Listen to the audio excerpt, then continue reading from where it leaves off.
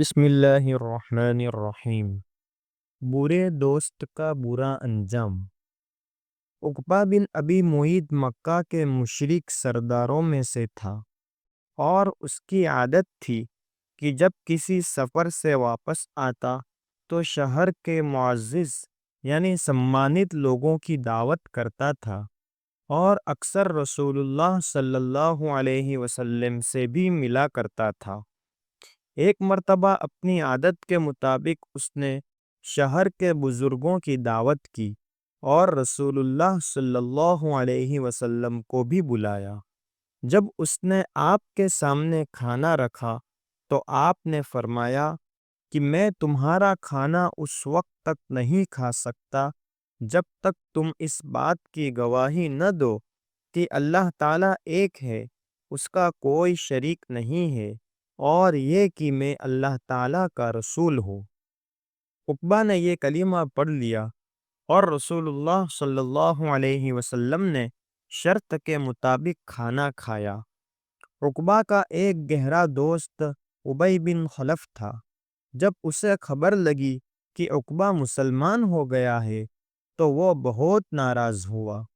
عقبہ نے اپنی صفائی دی کہ قریش کے معزز مہمان محمد صلی اللہ علیہ وسلم میرے گھر پر آئے ہوئے تھے، اگر وہ بنا کھانا کھائے چلے جاتے تو یہ میرے لیے بڑی رسوائی کی بات ہوتی، اس لیے میں نے ان کی خاطر سے یہ کلمہ کہہ لیا۔ ابی بن خلف نے کہا، میں تیری ایسی باتوں کو نہیں مانتا جب تک تو جا کر ان کے منہ پر نہ تھوکے۔ یا بدنصیب اپنے برے دوست کے کہنے پر اس گستاخی کے لیے تیار ہو گیا اور ایسا کر بھی گزرا۔ اللہ تعالیٰ نے دنیا میں بھی ان دونوں کو ذلیل کیا کہ غزوہ بدر میں دونوں مارے گئے۔ قرآن کہتا ہے، ہائے میری تباہی، کاش میں نے فلاں کو دوست نہ بنایا ہوتا۔ ان دونوں بدبختوں کے عذاب کا ذکر اس آیت میں کیا ہے کہ جب آخرت کا عذاب سامنے دیکھے گا تو اس وقت ندامت اور افسوس سے اپنے ہاتھ کاٹنے لگے گا اور کہے گا، کاش میں نے فلاں یعنی ابی بن خلف کو دوست نہ بنایا ہوتا۔ یہ آیت ایک خاص واقعے میں نازل ہوئی ہے، مگر اس کا حکم عام ہے۔ واقعہ یہ تھا، غلط کار اور بے دین دوستوں کی دوستی قیامت کے روز حسرت اور افسوس کا سبب ہوگی۔ دو دوست اگر کسی گناہ یا مصیبت پر اکٹھا ہو اور شریعت کے خلاف کاموں میں ایک دوسرے کی مدد کرے تو سب کا یہی حال ہوگا کہ قیامت کے روز اس گہرے دوست کی دوستی پر روئیں گے۔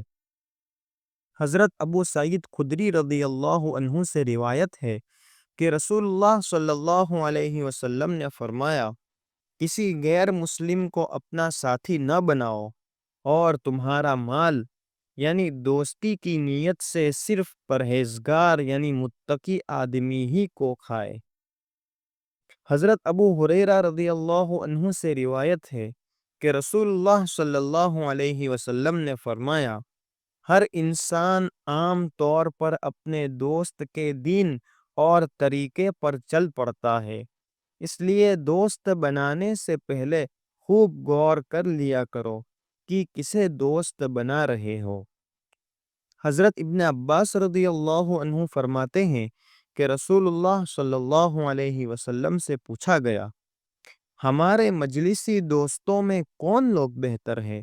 تو آپ نے فرمایا، وہ شخص جس کے دیکھنے سے اللہ کی یاد آئے، جس کی بات چیت سے تمہارا علم بڑھے، اور جس کے عمل کو دیکھ کر آخرت کی یاد تازہ ہو۔ حوالہ: تفسیر معارف القرآن، سورت نمبر 25 الفرقان، آیت نمبر 28۔